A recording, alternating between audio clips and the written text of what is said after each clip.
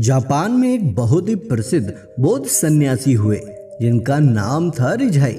रिझाई दुनिया के शोर शराबे से दूर एक जंगल के पास एकांत में अपनी कुटिया बनाकर रहा करते थे। रिझाई की प्रसिद्धि पूरे जापान में फैली हुई थी क्योंकि वे बहुत ही बड़े ध्यानी और ज्ञानी व्यक्ति थे। एक बार जापान का सम्राट रिझाई के पास आता है और कहता है, मुनिवर, मैं हमेशा ही बहुत अशांत महसूस करता हूँ। मेरे मन में एक उथल पुथल सी मची रहती है।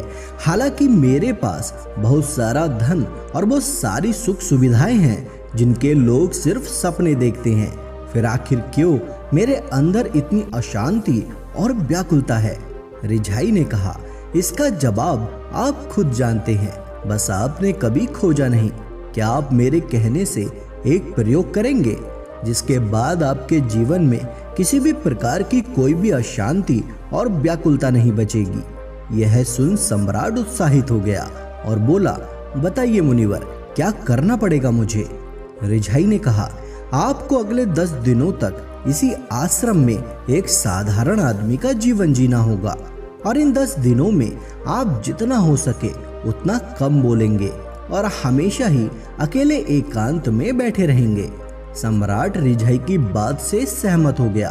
पहले दिन सम्राट का मन रोज की तुलना में ज्यादा अशांत और उथल पुथल से भरा रहा। उसके मन में सैकड़ों प्रश्न उठ रहे थे और साथ ही आश्रम के एक साधारण से जीवन में वह असहज महसूस कर रहा था। लेकिन रिझाई के कहे अनुसार उसने पूरे दिन एक भी शब्द अपने मुंह से नहीं निकाला और चुपचाप एकांत में बैठा रहा। रात होते होते उसे एक अजीब सी खुशी का अनुभव होने लगा। उसके अंदर की बेचैनी कम होती जा रही थी। अगले दिन सम्राट एकांत में चुपचाप बैठा हुआ पौधों, फूलों, पत्तों और आकाश में उड़ने वाले पक्षियों को निहारता रहा। आज जिंदगी में पहली बार उसने महसूस किया था कि उसके आसपास की प्रकृति कितनी खूबसूरत है। वह पूरी तल्लीनता के साथ दिन भर प्रकृति को देखता और महसूस करता रहा। इसी तरीके से 3-4 दिन बीत गए। अब तक सम्राट के मन की सारी भागा दौड़ी, सारी उथल पुथल शांत हो चुकी थी। जब 5वें दिन की सुबह सम्राट एकांत में जाकर बैठा, तब कुछ देर बाद उसकी आंखें अपने आप बंद हो गईं और वह ध्यान में चला गया। वह पूरे दिन आंख बंद किए बैठा रहा और गहरे ध्यान में उतरता गया। कोई शब्द नहीं, कोई चिंता नहीं। सम्राट अंदर से अनंत शांति और आनंद से भर गया था। अपने बाकी के बचे हुए दिन ध्यान में गुजारने के बाद सम्राट रिझाई के सामने उपस्थित हुआ। उसने रिझाई को झुककर प्रणाम किया और बोला, मुनिवर, मुझे जवाब मिल चुका है कि आखिर क्यों मेरे अंदर इतनी उथल पुथल है। आखिर क्यों मेरा मन इतना अशांत और व्याकुल रहता है। रिझाई ने कहा, बताओ मुझे, क्या जवाब मिला तुम्हें। सम्राट ने कहा, मैं जरूरत से अधिक शब्दों का प्रयोग करता था। अपने लोगों के साथ दिन भर बेमतलब की बातें किया करता था और फिर अकेले में उन्हीं बातों के बारे में सोचता रहता था, जिसकी वजह से मेरा दिमाग बेचैन और अशांत रहने लगा और इसी के साथ मेरा शरीर भी। इसके परिणाम स्वरूप मैं अपने किसी भी काम को ठीक तरीके से नहीं कर पाता था और फिर मैं अपने हर काम में असफल होने लगा। इस असफलता की वजह से मैं और भी ज्यादा उदास और क्रोधित रहने लगा, जिससे मेरा जीवन एकदम नीरस हो गया था। लेकिन इन 10 दिनों में मैंने महसूस किया कि मैं अपने जीवन को गलत तरह से जी रहा था और मैंने यह भी सीखा कि आपको ध्यान करने की जरूरत नहीं है, बल्कि ध्यान तो अपने आप होता है जब आप स्थिर, शांत और मौन होते हैं।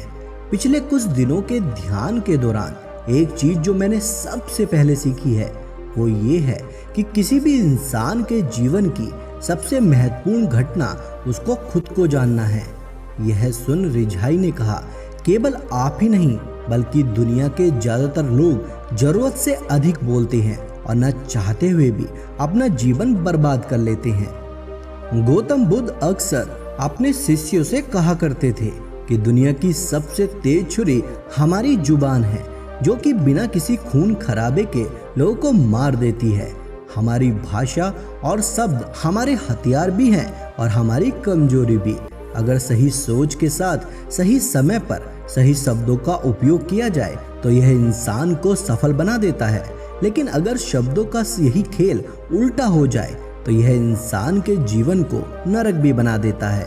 एक बार गौतम बुद्ध से उनके एक शिष्य ने पूछा, गुरुदेव, आप ज्यादातर समय मौन क्यों रहते हैं? बुद्ध ने कहा, क्योंकि मौन में मैं अपने अंदर के परमात्मा को सुन पाता हूँ। मौन अपने भीतर उतरने की सबसे पहली सीढ़ी है। मौन हुए बिना खुद को जान पाना असंभव है। खुद को जानने और समझने की पहली शर्त यही है कि आप मौन हो जाओ। ज्यादा बोलना दिमाग को अव्यवस्थित कर देता है, जिससे हमारे मन पर हमारा नियंत्रण समाप्त हो जाता है। जो लोग ज्यादा बोलते हैं वो कभी भी केंद्रित नहीं हो सकते, और अगर आप केंद्रित नहीं हो सकते तो आप जीवन के सत्य को नहीं समझ पाएंगे।